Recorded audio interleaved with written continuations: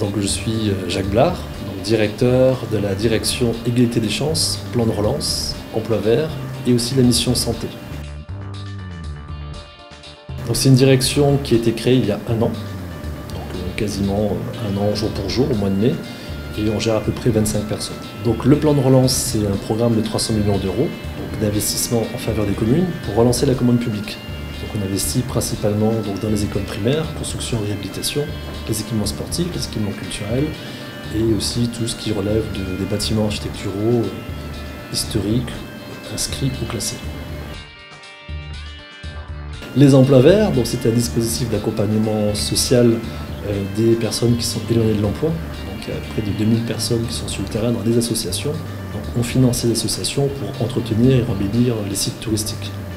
Le secteur égalité des chances, c'est un secteur assez large qui comprend à la fois donc, l'illettrisme, à travers les cases à lire, les rapports hommes-femmes, l'égalité hommes-femmes, les violences envers les femmes, la santé.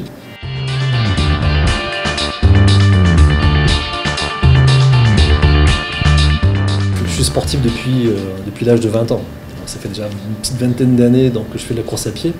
Donc la course de montagne, la course sur route, et j'aime bien effectivement aussi des défis un peu sportifs, donc pas forcément que de la course à pied, donc j'aime bien me lancer des défis. C'est une course qui date depuis très longtemps, parce que c'est la 32e édition. Donc c'est une course qui est bien rodée, c'est dans le sud du Maroc, c'est dans le sud de Ouarzazate, c'est une épreuve de 250 km sur 7 jours.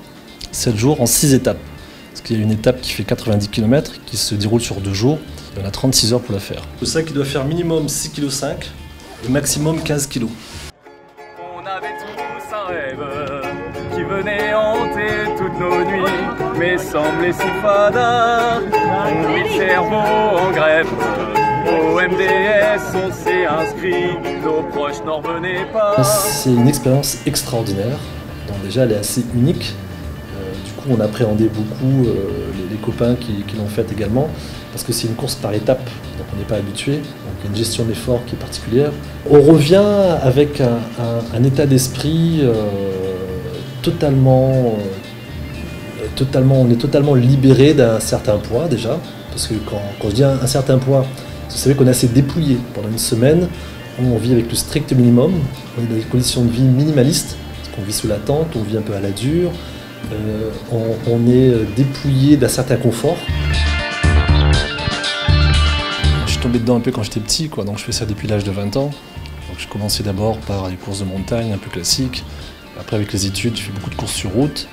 Et après avec l'âge, je pense, quand on passe le stade de la quarantaine, on essaie plutôt de se donner des défis pour changer un peu.